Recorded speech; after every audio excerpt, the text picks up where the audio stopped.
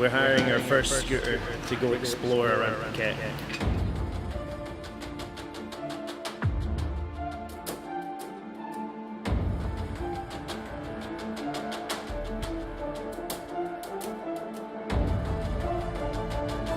I think we just bring it back tomorrow, so that's if we survive. If we die, we can't bring it back. If we die, we can't bring it back. If we die, we can't bring it back. If we die, we can't bring it back. If we die, we can't bring it back. If we die, we can't bring it back. If we die, we can't bring it back. If we die, we can't bring it back. If we die, we can't bring it back.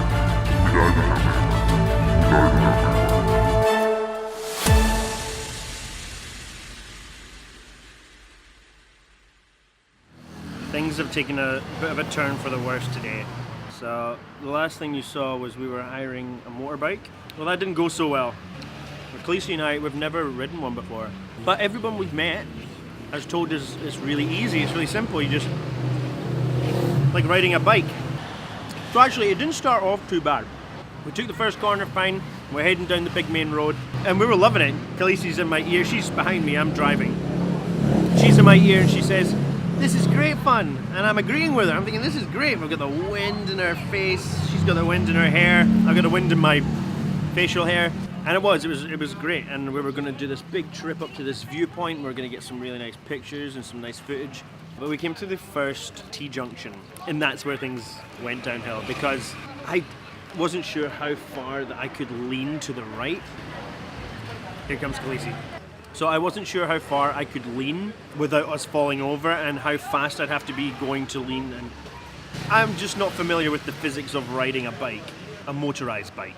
I couldn't get it to straighten up, so we took the corner, but we took it too wide, and we hit the curb, and the bike just fell onto its right, and we both came flying off. Khaleesi was lucky because she landed on me, so she got a couple of scratches on her knee, but nothing too bad. I have a pretty serious gash on my right knee, and 2 not so serious cuts on my right toe, which even then I feel quite lucky for, because it could have been so much worse. So we absolutely deck it at the side of the road in Phuket. This little man he was making ice cream rolls just like we're eating right now. He came running over and he was very helpful, and he helped pick up the bike and check that we were okay. He gave us some water. He gave us a bottle of water. Yeah, he gave us a bottle of water and a whole pack of kitchen towels or paper towels, because I was bleeding pretty heavily. It was that kind of thing where the adrenaline kicks in, you just jump up. Like, I have no idea how it happened or how we got back up. Next thing I knew, we were at the side of the road. He'd parked the bike for us, and I'm just like looking to see. At first I didn't think there was anything wrong with my knee. I thought it was just my toe, because I could see my toe. And I was like, that's not too bad. And then I felt pain in my knee, and I lifted it up, and that's where... Did you just drop your whole Oreo? This day gets worse. Oh, yuck. God kissed it, devil missed it. So anyway, for the next 2 hours, we're sitting outside a 7-Eleven, pouring water on our wounds. Khaleesi ran over to a pharmacy and she got alcohol, antiseptic, and some plasters, band-aids, and some bandages as well. And after about 2 hours, and we're sitting there, and I'm terrified to get back on this death machine, but we have to get it back to the hostel somehow. But actually, it wasn't too bad the second time. I think it's just something that you get used to quite quickly, but you just need to not crash within the first 10 minutes. And unfortunately, that's less than 10 minutes. Yeah, it was way less than 10 minutes. I was like... But it's still excuse me, that is still within the first 10 minutes, okay? Whether it's 1 minute or 9 minutes, it's within the first 10 minutes, alright? I just don't want to be deceiving. No, we're not. It was within the first hour. Anyway, we're going to give it a go again. Nah, I'm just kidding, we're not. The really annoying thing though is that we did damage the bike. At first I thought there was like next to no damage, and I was like, yeah, nice one, because obviously I signed a piece of paper that said I'm going to pay for any damages. And then once I got it back to the hostel, I had to look at it again, and we've actually cracked the plastic bit on the inside. It's like the whole cover. So this lovely guy who works at a bar just beside our hostel, his name is Jamie. He's actually half Scottish, half Samoan. Grew up in Philadelphia. He's such a lovely guy. He offered to take me to the Honda shop, the Honda repair shop, which is not far from the hostel. I wasn't confident enough to drive there. It was just, and I'm so glad that I didn't, because he took me on the back, and it was like a main road. That's right, go before you don't. And it's like a main road, so I'm so glad that I didn't have to drive it. But unfortunately when we got there, it was closed. So he's gonna come and take me there again tomorrow at 9 AM. And what the plan is we're gonna get a quote from them about how much it will cost to repair this bike. And then I'm gonna take it back to the gentleman that we hired it from and see what he says. And just let him know that we've got a quote from Honda and we're happy to pay for it. Not happy to pay for it, obviously, but we will pay for it. All in all, it was just a very stupid idea. You live and you learn. You live and you learn. The only thing I hope is that it might be a good thing for you guys to watch. If you're coming to Thailand and you see people zipping about on these little mopeds, if you've never ridden one, like a scooter or moped or whatever you want to call them, if you've never ridden one, don't assume that you're just going to pick it up like that. Maybe make sure that you're trying it somewhere a bit quieter. And this was a busy kind of intersection and it wasn't as easy as I thought it was going to be. And I know my mum's watching this right now going, that classic Michael always thinks he knows best, always thinks he knows everything. Accidents happen, Mum. You know, when I was in Bali, there was someone that died on a motorbike like every night. Each night a different person died. Yeah. Oh God. Because the laws are too lax and people get drunk. Imagine being drunk on a bike. I know. I'm bad enough when I'm drunk on my feet. So anyway, obviously there is not enough content for one episode here. Wasn't really thinking about filming anything earlier on, just kind of panicking and thinking about how we're going to make it through the day. So what we're going to do is we're going to carry on from tomorrow morning and see how we go with the quote from Honda. Good morning. So here we are, the next day. Knee is feeling very, very stiff. Battered and bruised. Battered and bruised and very stiff. But the swelling isn't too bad, so I'm not that concerned about the injury.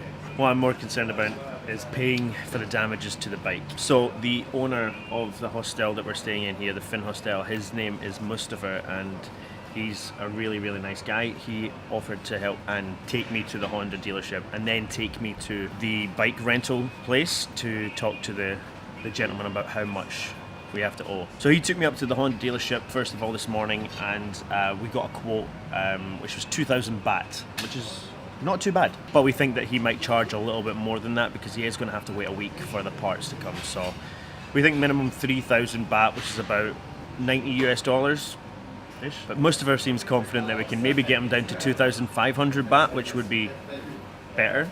It's still really annoying that this even happened. What a stupid, stupid situation. I actually think we were really lucky. I mean, if we hadn't crashed where we did before we really got out of the town and stuff, I think maybe we were lucky because we crashed there and it spared us a really serious crash later on.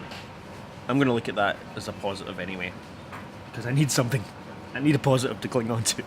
After he took me to the dealership, we then went to the bike rental place, but he wasn't open yet. So around 1 o'clock this afternoon, we're going to go back and speak to the gentleman. Hopefully he's quite fair and he doesn't try and charge us an absolute fortune. But I'm just really looking forward to this situation being over and this anxious, like, what's going to happen thing is no longer. Whatever happens, happened, and we can just move on. Okay, the time is now 1:10 and I've decided just to walk over. My good friend Mustafa is going to drive the bike over. My knee's getting really hard to bend now. I didn't fancy getting on that scooter, so I'm going to meet him there. Hopefully this guy's fair and doesn't try to extort us. So here's what we're looking at. I'd say under 3,000 baht is a bonus. 3,000 baht is annoying, but doable. Over 3,000 baht, disaster.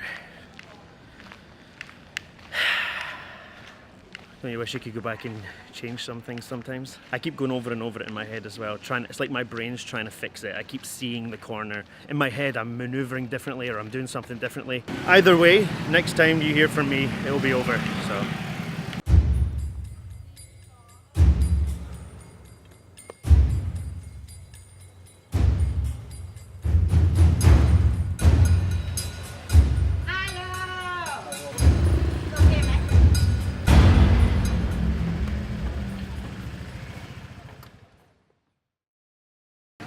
We are in disaster mode. Initially we thought that the only issues with the bike was the crack in the body and the scratches on the paintwork. However, after closer inspection it does appear that there is an issue with the wheel. It's out of alignment with the bars. Not by a great deal, but enough for him to be very displeased. It's something wrong. See? Yeah, it's come until here.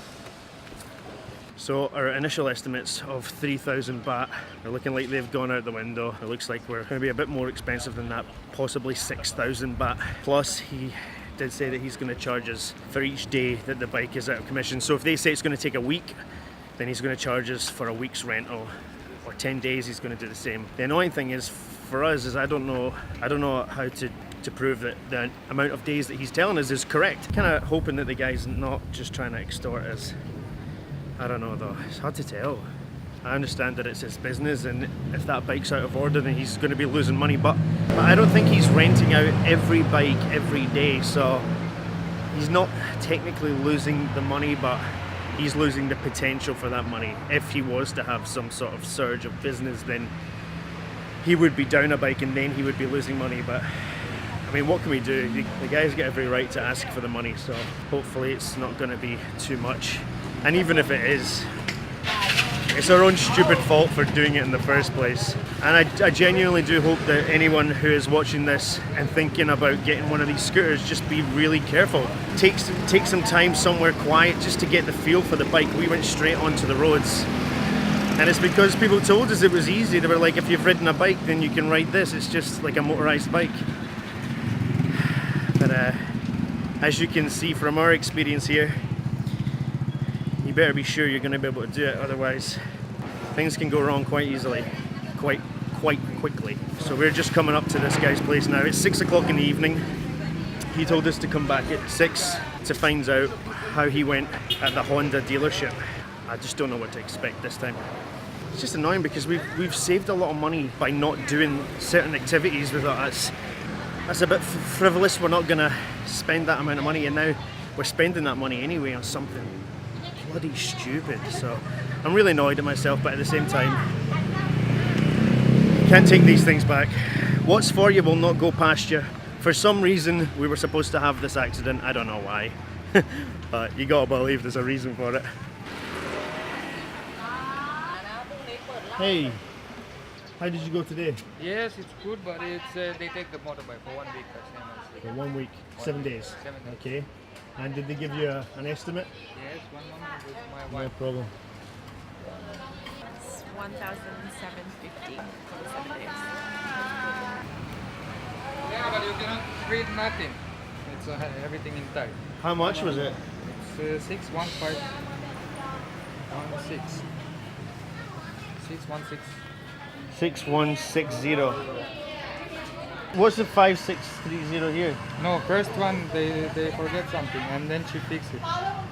She fixed it. Yeah, because they forget some part. And do you have her changing this? Yeah. Yeah? You can see it here. Yeah, I don't like that it's Tipex. Yeah, but she made it. Yeah, okay. 7550? Yeah. Alright.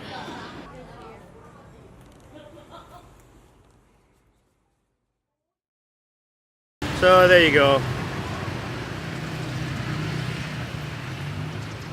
Not happy about it, but it's their own fault. Expensive lesson.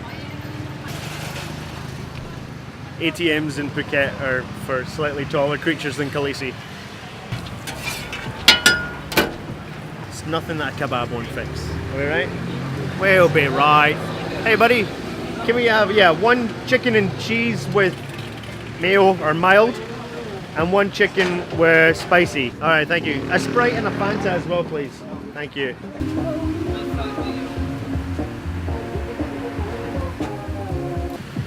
So here's to silver linings. Please be careful if you guys decide you're going to get a scooter when you come to Thailand. Learn from our mistakes. Save yourself some money and potentially some grievous bodily harm. I think that's it from us tonight. Thank you very much for watching this episode. So, once again, if you've not been to Phuket, Thailand,